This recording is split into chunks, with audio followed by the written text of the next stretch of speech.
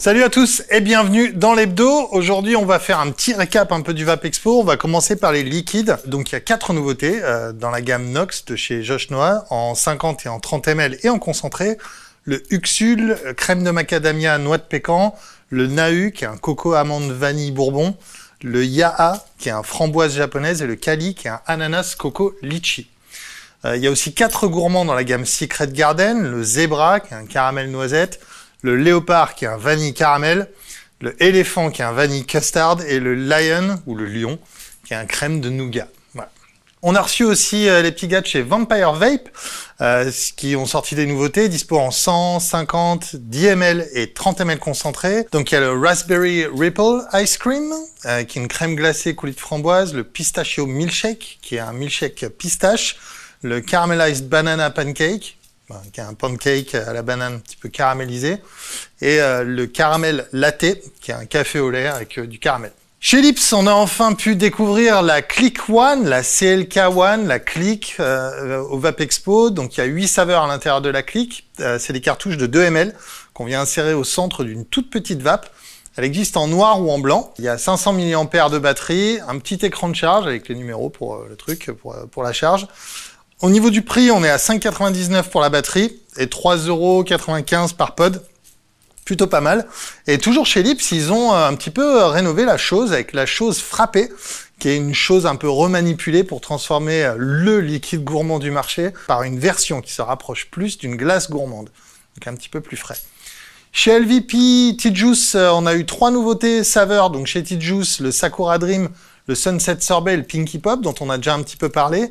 Ils ont présenté aussi une superbe bouteille collector T-Juice en verre en édition limitée. Et ils ont aussi annoncé des nouveautés dans le laboratoire Guilab pour la gamme Wanted, qui est à sortir prochainement. Voilà, ceux qui étaient au Vape Expo ont eu la chance de la goûter. Chez Pulp, on a 7 nouvelles saveurs dans le pod liquide. Le Baklava, le Apple Pie, le Granité de fruits bleus, Fraise Candy, Litchi et Kiwi Dragon. Voilà. eTasty est aussi revenu sur les dernières nouveautés de l'année, avec les nouveautés dans la gamme Numbers qui arrivent en plus grand format. La Easy, leur système de cartouches pré-remplies avec 20 saveurs au catalogue, dont on a parlé aussi un petit peu. On a commencé à en parler. C'est pioché dans leur best-seller. Ils ont aussi parlé de la gamme Gang Organisé qu'on a pu retrouver dans l'émission la semaine dernière.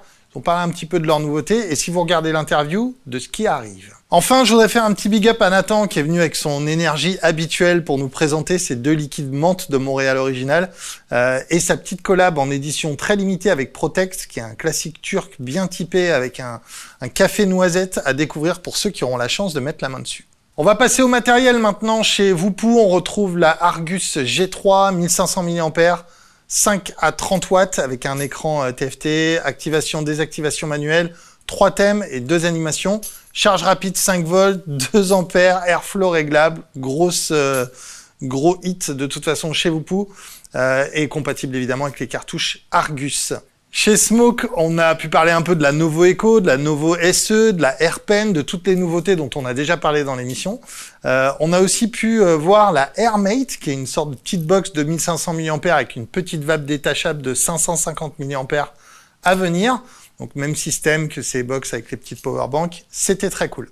Chez Aspire, il y a évidemment le main event, c'était la Zelos M80, qui est un nouveau kit avec une batterie incluse de 2800 mAh, 80 watts max. Le kit, il sera livré avec un Nautilus 3 SR.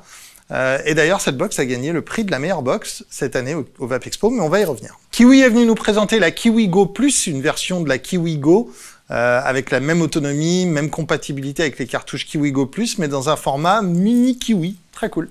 Chez Oxva, un pod DNA est annoncé pour une sortie prochaine avec c'est une sorte de X-Slim Pro de l'espace avec un bouton replay, chipset DNA, système anti-dry, tout en carbone. On attend ça en revue très prochainement. Ils nous ont parlé aussi évidemment des derniers produits qui sont passés dans l'émission. Mais si vous voulez en savoir un petit peu plus sur cette box, checkez la petite interview qu'on a fait avec Justin, le boss d'Oxva. On va parler maintenant des awards, la cérémonie qui récompense les meilleurs produits au Vape Expo. On y était évidemment. On a publié un petit article d'ailleurs sur One Shot Media si vous voulez le consulter pour avoir tous les prix. On va parler ici uniquement des premiers et vous pouvez voir tout le détail sur le site pour les seconds et les troisièmes. Donc on va commencer par la gamme mentholée, c'est Fu avec le 200% menthe dans la gamme Cloud Empire.